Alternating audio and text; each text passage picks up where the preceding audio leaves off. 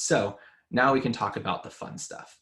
So this is where we say, okay, when is it good? Like, what happens when we mess up? Because remember, we're doing statistics where we really don't know the answer, right? So there's easy stuff we can like not mess up, but basically built-in errors. And we're going to have errors, but that's perfectly fine. But we need to identify when is an error a bad thing. So I'm going to come back to this later. I'm just kind of looking at where we are, closer to like section 17 probably with Bayesian statistics. But we're going to go quickly through parts of it. So the main thing we need to know is that when we basically say, is this positive or negative? So I'm going to use the classic, like if you go in for a medical test for like a disease and say, oh, are you positive or negative? Or let's say pregnancy test. This is the classic one. Someone goes in for a pregnancy test and says, oh, they're either positive, meaning that they are pregnant, or negative, they're not pregnant, right? There are essentially 4 possibilities, right? So 4 possibilities is that you go in, you are actually pregnant, you take the pregnancy test, right? It makes it sound like you're going into the doctor, but you go basically take a pregnancy test, right? And you test positive for pregnancy. That's scenario 1. The other example is that you are pregnant, right? You take the test and it says negative, even though you really are pregnant, right? That's an error, right?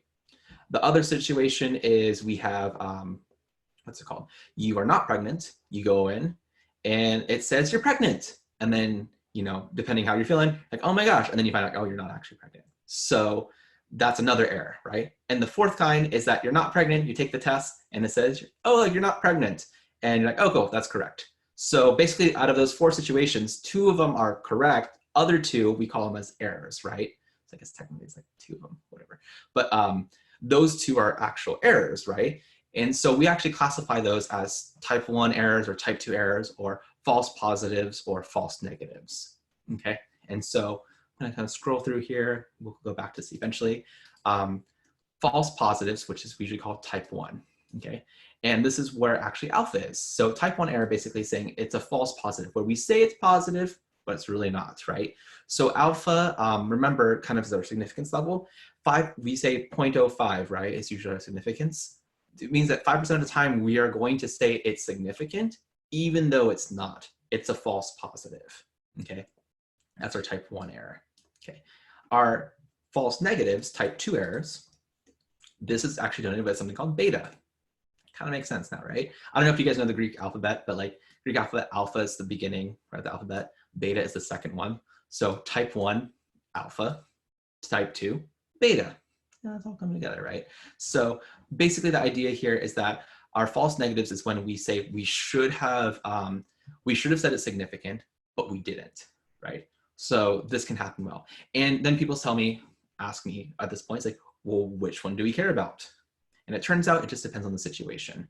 So one example of this is like, this is the classic like joke one, is that like, you know, a guy goes in and says, you know, type 1, says, oh, you're pregnant. It's like, well, clearly you're not, you can't be pregnant, right? At least, you know, if you're genetic male. Type 2 error, right, is if you are pregnant, but the test or whatever, you know, says you're not pregnant, right? So in general, between these 2, which would you think is the more important error to like catch? Like, if we want to minimize this, like the most of the times. And I think you can just kind of think about this yourself, right? Just kind of think about that. Like you can maybe reasons like, okay, this might actually be a more important part where like, hey, if someone's pregnant, you know, they can do a bunch of things and stuff like this that can harm, you know, the potential baby and stuff like this, or, you know, whatever they want to proceed forward with like pregnancy. You're not pregnant might actually be a big deal where, you know, you might actually assume you're not, and it's like, oh, this could actually have huge effects. Or type 1 error, maybe you can, again, this is just kind of argument sense, like, oh, type 1 error is like, you're pregnant, but you're not pregnant. Maybe someone gets a little kind of like freaked out, like, oh my gosh, we're having a kid. And then it's like, turns out not.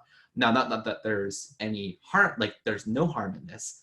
There is some harm in it, but arguably maybe type 2 errors are more important, okay, and at least in this case.